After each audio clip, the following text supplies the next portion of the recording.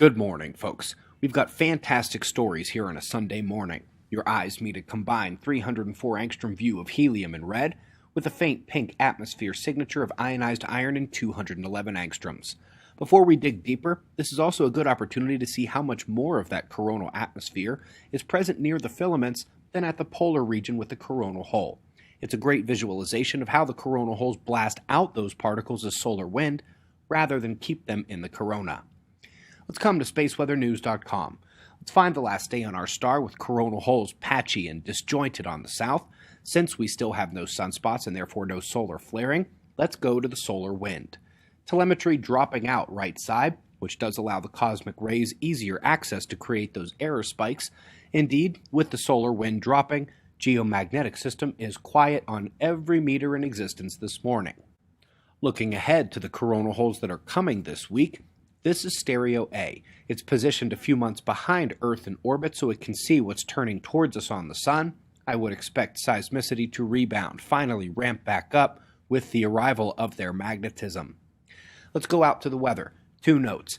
This is a tornado that dropped out of the typhoon in Japan. Many people missing, and reports vary around 10 confirmed dead so far.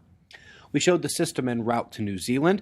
A couple hours before tomorrow's show, this one will have just arrived and begin the flash flood risk on the North Island. Eyes open there. We've got solar storm news up next. In a detailed look back at combined data sources during the 1989 Quebec blackout, which occurred during a tremendous geomagnetic storm, they have determined it was the second impact that triggered the system failures rather than the peak of the geomagnetic storm, even though that peak did extend the troubles to the US, Sweden, and the UK. But alas, a reminder for channel veterans and a key point for new viewers. The multiple impact scenario is the scariest, with the impacts themselves driving major inductions, often triggering system failures, even before the visible aurora and global magnetic disruptions begin to have their peak. Up next, a quick little note. We actually saw the preprint of this on Archive a few weeks ago, but now it's in the Solar Physics Journal. We learned that the Northern Hemisphere has reversed first the last 4 times, and that the data suggests to this researcher that a similar solar cycle 25 will follow this 24th. We do happen to agree. In a terrific paper detailing the geomagnetic effects of CMEs versus coronal holes and sector boundary crossings, it turns out that a key difference is in the intensified solar wind oxygen ion pressure, which is greater for the CMEs and peaks at lower latitude L-shell magnetic fields. Let's get a great confirmation of cosmic rays' connection to clouds and climate, and also a rationale for some of the confusion the last few years.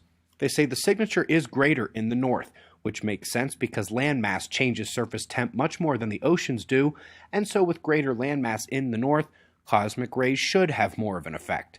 Always a solid space weather climate forcing topic. Before going further, let's take a little breather and let our eyes take in this beautiful, almost edge-on galaxy called NGC 3713. Hubble's latest here shows that it's not quite sideways from our view, allowing for an interesting depth comparison looking back across the disk. While dust hangs in the atmosphere here on Earth for days to years based on wind and buoyancy, on the Moon the levitation is done electrically. FYI, there was a recent paper that suggests Earth's was electrodynamic as well, but follow-up confirmations are pending.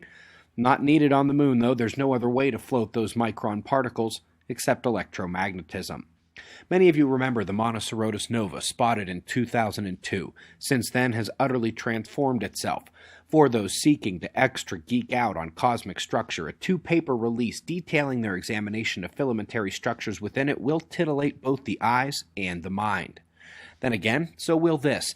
They say the last true slow polar wander was in the Jurassic era. Now, while that is a fun topic, the more frequent magnetic chron reversals and even more frequent excursion events are of greater importance practically. So folks, for those who don't know, this is pretty much mainstream. We have these extinction level event magnetic changes revealed every 12,000 years or so.